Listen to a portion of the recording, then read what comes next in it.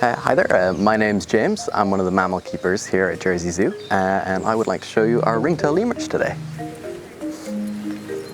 Hey lads, you coming up? Come on then guys.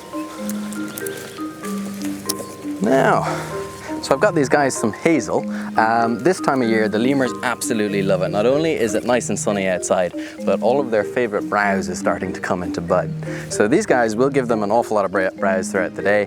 I've got them some hazel here, which they really love, but they are also quite fond of things like willow, and they get hawthorn. We'll give them camellia flowers as well. There's a long list of stuff that we get them, which they all absolutely love. So we have 5 ringtail lemurs here. This is a bachelor group. Ordinarily, if you have a female in the group, they live in a matriarchal society, so the females are far more dominant.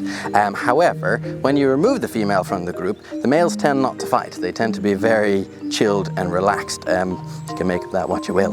But when there is a female in the group, the males will fight for dominance, doing what's known as a stink fight. So they have these little glands on the wrists, on their arms here. And you can actually see they got little spurs there as well. And what they do is they rub the ends of their tails along those glands, and they get all nice and stinky, and then they'll waft their tails at each other.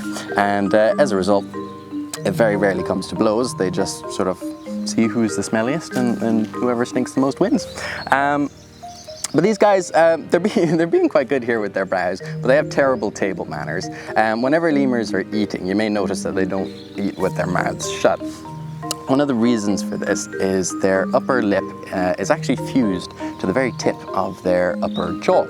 And as a result, when they're eating something that's juicy like a grape or some cucumber or something, they have to throw their head back, and so that all the juices doesn't just fall out of their mouth, which is quite fun to watch. But yeah, these guys, as I said, are absolutely loving this time of year. They love the sun. The lemurs spend the vast majority of their day either sunbathing, eating, or grooming.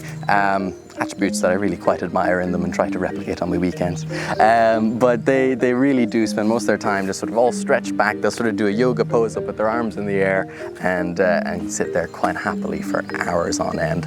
And I'm really quite jealous of them sometimes. Thank you very much for coming to visit the ringtail lemurs, and I hope you enjoy the rest of your visit to the zoo.